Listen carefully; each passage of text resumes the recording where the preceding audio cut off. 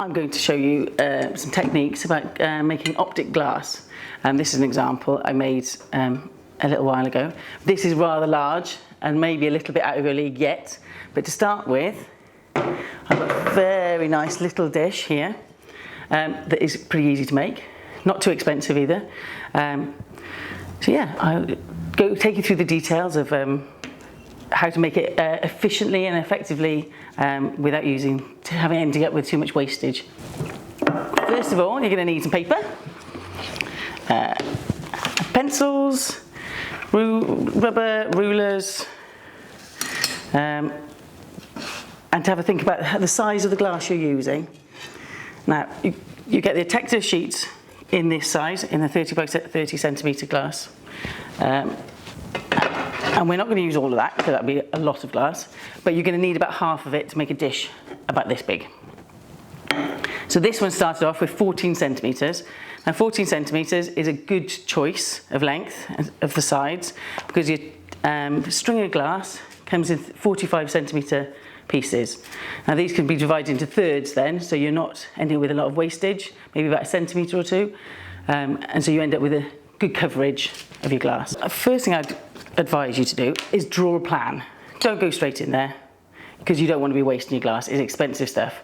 And so we're going to get a pen and a piece of paper and draw out a 14 by 14 centimetre area. Now you want to be dividing this up into squares, because although this looks like it's got circles on it, that's how it changes in the kiln. You have little squares of glass, and so we'll build them up as we go along. But first of all, you want to have a little think about the shape you're going to have your glass and the size. Now, to make it look good, we want it to be even. So we're having a square in each corner, and then you want a square gap in between each whole piece. So I'll draw it out as it's going to be a grid pattern, like a checkerboard. So, because it's 14 centimetres, that's nice and easy as well. So we've got, that divides nicely into 7. So where's our 2? Here we are, same along this way, every 2 centimetres. And this doesn't have to be accurate, this is just a guide so you get an idea of what it's going to look like at the end. And then you can work out from this as well how many pieces of glass you're going to need. So this one will be like a checkerboard. So the corners will have glass on them, and then every alternate piece. This helps you work out how many pieces of glass you're going to need. Now each of these little squares will not just have one piece of glass on it, it will have 2. So 2 pieces on top of each other of 3mm texture glass. And then you have the base piece as well, and then the stringers. So this will help work it all out. And you need to be quite accurate. So, confusing myself slightly now.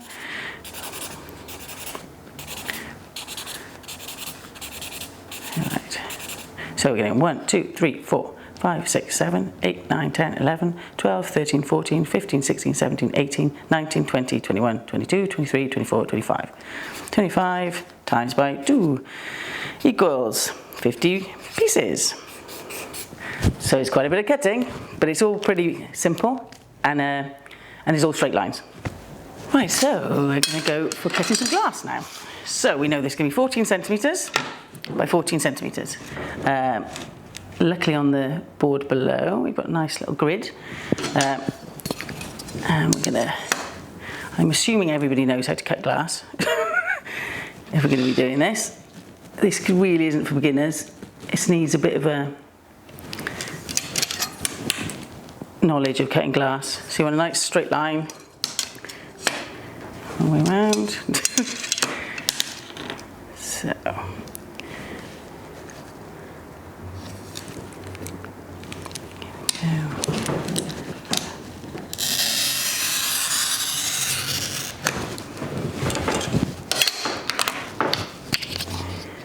using these tile cutters, which are really handy.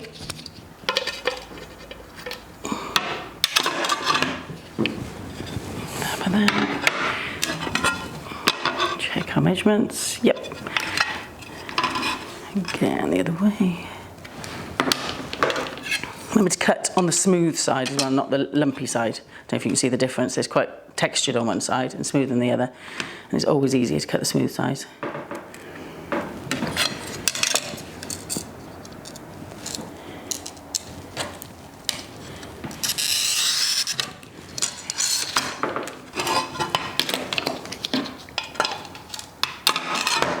One nice square. So that's our base plates. And then we're going to go into cutting all the squares next. In our diagram, we've come up with these being 2 centimetres each. Now, the trick is, don't do them 2 centimetres because you'll never fit them back on the top. Do them just under. So I would recommend maybe 1.8 mil, no, centimetres, 80 millimetres. Right, so we're going to go for just under 2 centimetres. Actually, I find quite a good trick is when you line up the ruler, if you want it just under the measurement, have the ruler on the line, and then you're naturally, because of the size of the cutter, pushed away into doing it less than. So,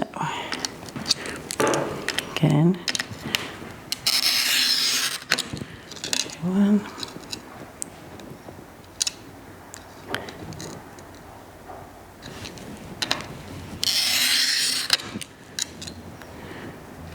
Reline it. I'll just do this now.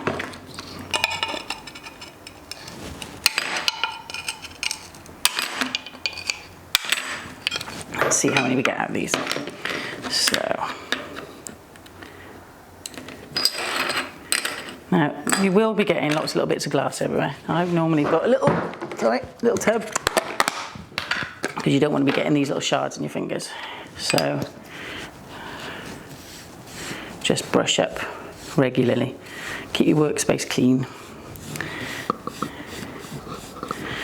Nothing worse than a glass shard sticking in your hand. There we are.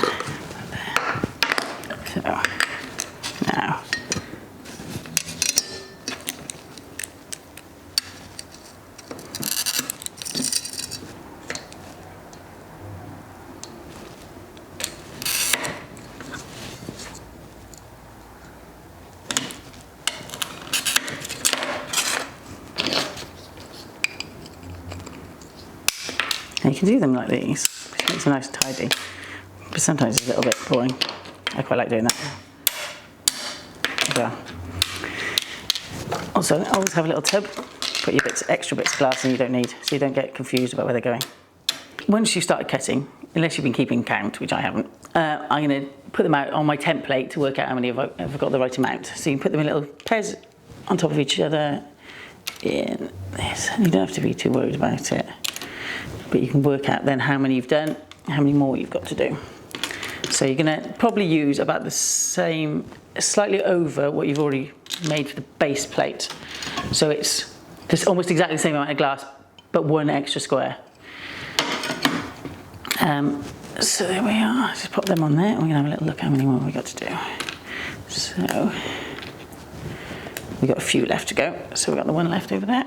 Glass is an interesting medium. It's nice. It's a bit like collage, but you end up with very nice results, even if your skill levels aren't necessarily very high. So you can come up with some very nice things. It's a very nice crafty thing to do for anybody. So as long as you can be a proficient at start cutting like this is really good. Just that kind of repetition of doing squares and stuff like that. You can build up really nice patterns and shapes with that. And as you go along, you learn to do more inventive stuff. And there's lots of things that are worth having fun with. And you get such lovely results out of it. Some lovely decorations, lovely things presents to give to people. It feels like a really good quality craft to do. So yeah, I just think you end up with such a lovely result as well. Beautiful, translucent stuff, and you can put things in windows, put lights behind it, candles. I don't know, it's a lovely, pretty decorative arts kind of thing. I don't know if it's arts, craft. Here we are, getting there. The one there. Right, so we've got little stacks of 3mm Texture glass. They're all going to go now onto this. Before we do that, we're going to put stringers all over it. Now, I've had a little look and collected some of my own. Now, this looks like a lot there, and there's more than I need, so just so that I don't run out. So, as this is 14 centimetres, we know we're going to need, these are 1mm stringers, we're going to need 140 of them to cross the whole length. But as we worked out before, I can get 3 lengths out of these, so that's really good. So we don't need that many, but we'll keep an eye on it as we go along. I'm going to start cutting some of these.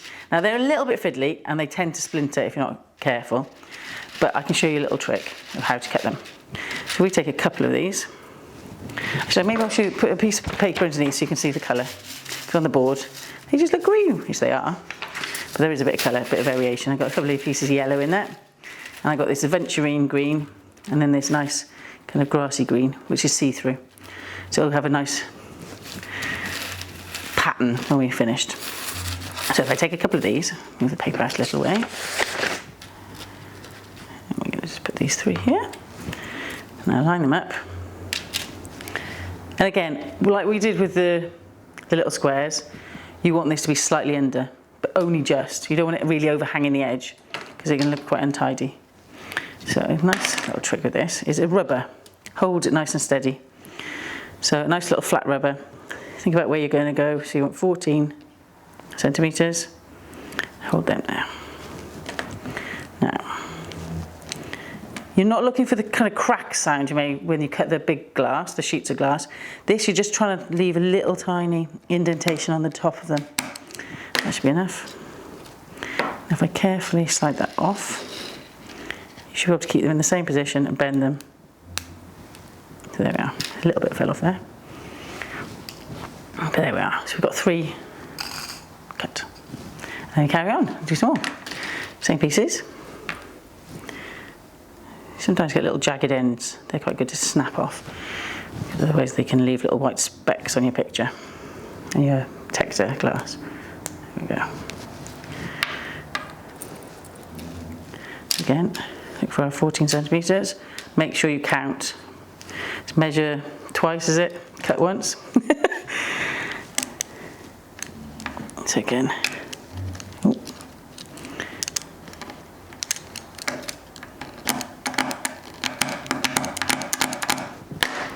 That's enough. And then they should snap. There we go. And we're nearly there.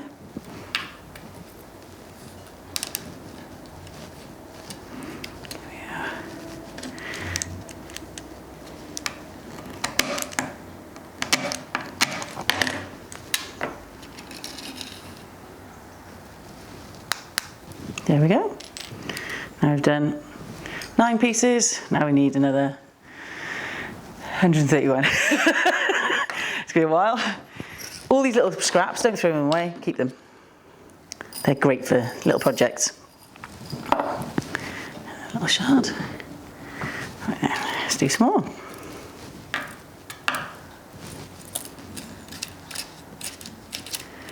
I've chosen some nice clear stringers, as well as these adventuring ones which are more opaque, because you get a really nice contrast of light coming through them once the project's finished. So, and have a measure again. Yeah, I'm doing about 4 here.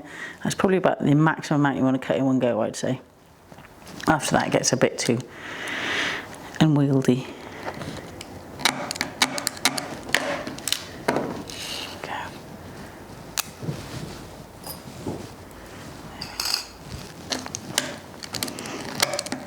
Yeah, if you're cutting lots and lots of them all at the same time, the trick to do sometimes is actually just to mark out on the board where your 14 centimetres are. So then you don't have to worry too much every time you do it.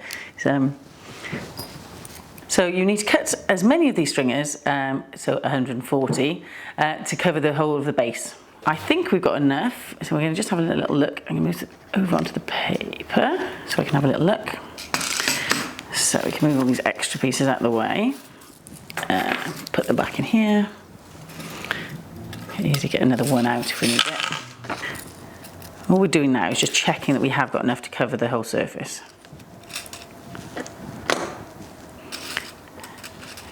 In fact, I think we've got maybe, a perfect amount.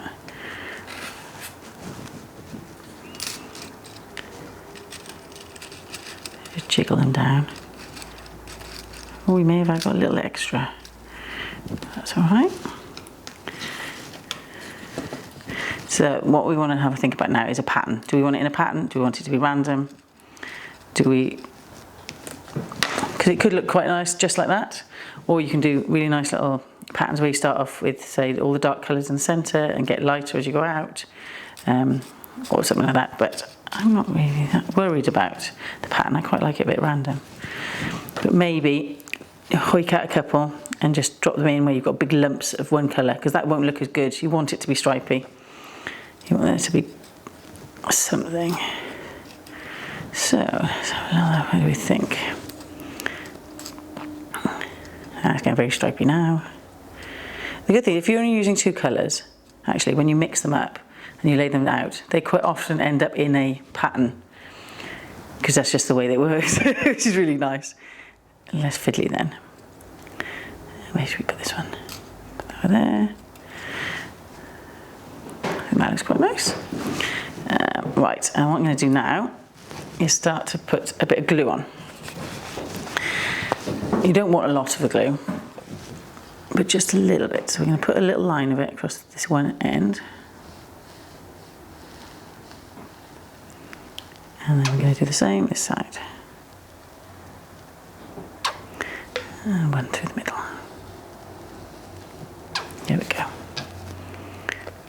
Now this will just keep things in place. Once we're happy with them, it won't be dry yet, so that we can get it into the kiln. Pat some of these down a bit and have a little look about whether they're even. Now some of them are a little bit long, but it should be all right.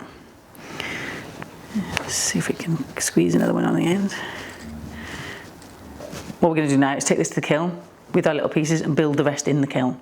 Okay then, so I've got some thin fire kiln paper to go on the shelf, and then I take my piece of protected glass with, so I'm losing bits off, onto here. I'll see a couple of pieces jumping off, but I'll stick them back on later. But I'll show you what I'm doing now. Right, so and it's much easier to build this bit in the kiln, because otherwise you're going to get all these little squares sliding around all over the place. So like your plan you made earlier, you're going to be putting them in the corners to start with. Make sure you look at the outside edge. You do not want it coming over the edge. It'll go into like a puddle and end up going over the edge and end up a clear bit, and you don't want that. It doesn't look nice. I've tried, I've experimented, and it looks horrible. So you want these nice and neat inside the square. So you want to think about how many pieces you're going to have. So here we go. A bit. And jiggle them around, just make sure they're in the right places in a minute. And remember, these are all going to go nice and circular, like a lens. And when they do that, they distort the lines below. And where you've got the thinner bit, they bunch up tight, squish up. And where you've got the glass, with two layers of protected glass, it turns into a circular lens. And so it pushes everything into this beautiful bendy shapes. And so it's not really an optical illusion, it is actually the optics bit. It's distorting it. Now, once you've got them all more or less in the right place, you want to have a little look, see if they're straight. It doesn't matter too much, because they go circular. At the high temperature, they're going to sort themselves out, but you kind of want them lined up correctly, so that when the lines come through, you can see them going wiggly in and out. and so you get that continuation of the line.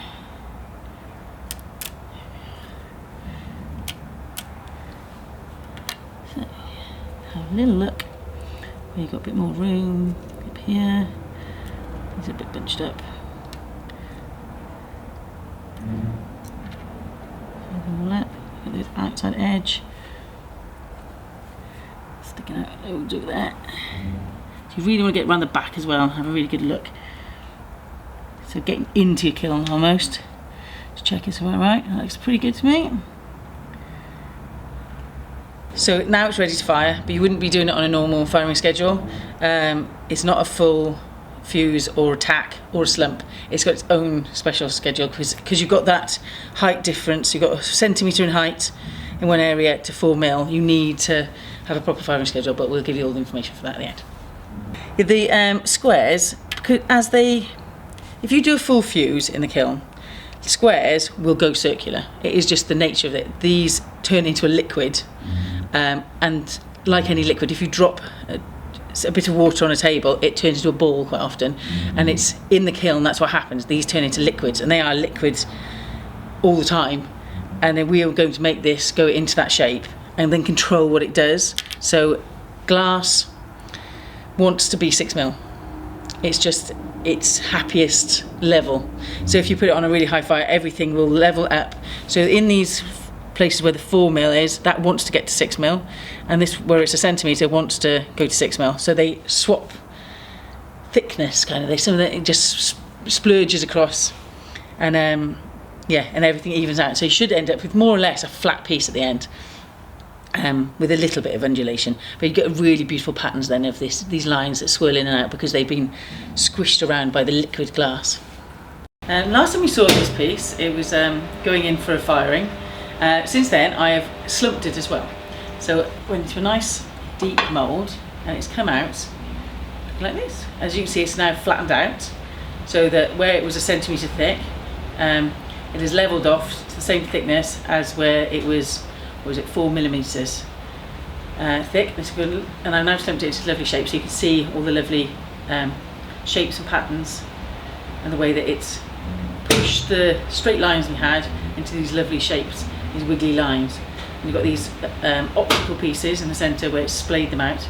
And it's not, I suppose you'd say it was a bit like an optical illusion, except it's not an illusion, it's really like that. But you can really see the undulations all the way around. It's a lovely piece now. You can see the light coming through it.